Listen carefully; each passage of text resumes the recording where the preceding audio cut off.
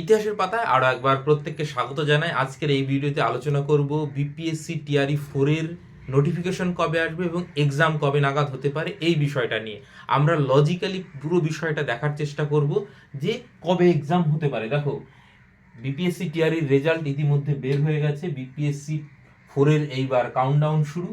BPSC TRE 4 এর exam, ultimately এক্সামটা কবে হবে এবং নোটিফিকেশনই বা কবে আসবে সেই বিষয়টা নিয়ে আমরা দেখার চেষ্টা করবো। দেখো, টিআরই 3 প্রথমত আমরা দেখি টিআরই 3 যে রেজাল্টটা সেইটা যতক্ষণ না আসলো টিআরই 4টা শুরু করা যাচ্ছিল না। তো অলরেডি 15ই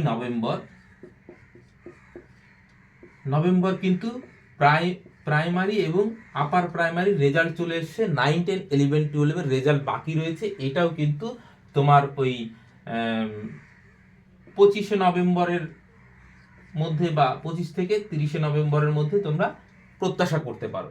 তাহলে এই মাসটা টোটালটাই চলে যাচ্ছে হচ্ছে এই রেজাল্টের পিছনে, টিআরই 3 রেজাল্টের পিছনে। সেই সঙ্গে 2 নম্বর হচ্ছে এস্টেটের রেজাল্ট, কারণ এই টিআরই 4 হতে গেলে এস্টেটের রেজাল্টটা আগে দরকার। সেইটারও আপডেট কিন্তু অলরেডি চলে এসছে, আমি জানিয়ে দিয়েছি গ্রুপে, নিশ্চয়ই জানো। তাহলে 25শে নভেম্বরের মধ্যেই, হয়তো 21, 22, 23 নভেম্বরের মধ্যেও কিন্তু এই রেজাল্টটা প্রকাশিত হতে পারে। তো তাহলে এস্টেটের রেজাল্টটা চলে আসলো। এস্টেটের রেজাল্ট চলে আসা মানেই হচ্ছে টিআরই 4 এর কিন্তু মানে বিষয়টা নিয়ে আর কোনো সন্দেহ থাকছে না। এর আগেও বলেছিলাম এস্টেটের রেজাল্টটা শুধুমাত্র এই টিআরই 3 জন্য আটকে আছে, সেই জন্য কিন্তু দিচ্ছে না। এমন না যে চাইলে দিতে পারতো না, নিশ্চয়ই দিতে পারতো, কিন্তু এইটা ইচ্ছাকৃতই দেওয়া হয়নি। এবং এখন যেহেতু টিআরই 4 এর প্রক্রিয়াটা শুরু হবে, সেই জন্য কিন্তু এস্টেটের রেজাল্টের কথা আজকে তোমরা জানো, প্রেস কনফারেন্স করে ঘোষণা করা হয়েছে। এইবার আসা যাক যে তাহলে টিআরই 4 এর নোটিফিকেশনটা আগে দরকার, তারপরে তো এক্সাম আসবে। তাহলে নোটিফিকেশনটা কবে আসবে? দেখো, নভেম্বরে তো সম্ভব হচ্ছে না নোটিফিকেশন। তাহলে এই যে টিআরই 3 যে প্রক্রিয়াটা, টিআরই 3 প্রক্রিয়াটা শুরু মানে শেষ হলে তবেই গিয়ে কিন্তু এই নোটিফিকেশনটা আসা সম্ভব।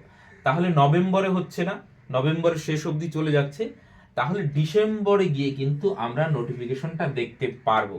ডিসেম্বরের প্রায় মাঝামাঝিতে তোমরা প্রত্যাশা করতে পারো এই টিআরই 4 এর যে নোটিফিকেশন সেইটা কিন্তু চলে আসবে ডিসেম্বরে। এইবার আরো একটা বিষয় তোমাদের মনে করিয়ে দিই, এই সিটেটের রেজাল্ট কিন্তু একটা ফ্যাক্টর হতে চলেছে আমার মানে আমি মনে করছি সেটা কি জানো? ডিসেম্বরে সিটেটের পরীক্ষা আছে। বিহারে পরীক্ষা দিতে গেলে সিটেট বা এস্টেট তোমার যে কোনো একটা কোয়ালিফাই হতে হয়।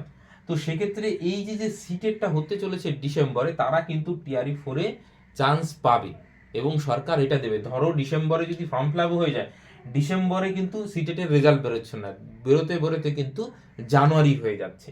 তাহলে এইখানে গিয়ে তোমরা দেখতে পাবে যে যদি ডিসেম্বরে ফর্ম ফিল আপটা হয়েও যায়, এই সিটেটের রেজাল্ট বেরোনোর পর কিন্তু আলাদা একটা উইন্ডো দিলেও দিতে পারে, অথবা এই ফর্ম ফিল আপটা জানুয়ারি অবধিও চলতে পারে। তারপরে কিন্তু জানুয়ারিতে তাহলে এই এক্সামটা হওয়া সম্ভব হচ্ছে না, লজিক্যালি তাই দাঁড়াচ্ছে।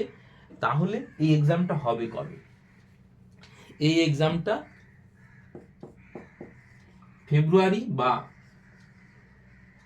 ফেব্রুয়ারিতেও হতে পারে বা সেটা মার্চ অবধিও চলে যেতে পারে। তো তোমরা ফেব্রুয়ারিটাই ধরে রাখো যে এক্সাম কিন্তু ফেব্রুয়ারির আগে হচ্ছে না, মানে আমি যতটুকু যা বুঝতে পারছি। তো তোমরা সেইভাবে নিজের যে প্রিপারেশন স্ট্র্যাটেজি সেইভাবে সাজাও। তাহলে আর 3 মাস তোমাদের হাতে সময় আছে সেই হিসাবে। আর আমাদের সঙ্গে যুক্ত হতে চাইলে তোমরা অবশ্যই যুক্ত হতে পারো। আমি হোয়াটসঅ্যাপ গ্রুপের লিঙ্ক কমেন্ট সেকশনে দিয়ে দিচ্ছি এবং সেইখানে লিঙ্কে গিয়ে কিন্তু তোমরা ডাইরেক্ট আমাদের যে বিপিএসসি টিআরই যে গ্রুপ রয়েছে সেই হোয়াটসঅ্যাপ গ্রুপে যুক্ত হতে পারো, অথবা আমাদের যে টেলিগ্রাম চ্যানেল সেইখানেও কিন্তু যুক্ত হতে পারো ফার্দার যে কোনো আপডেটের জন্য। আপাতত সকলকে অসংখ্য ধন্যবাদ।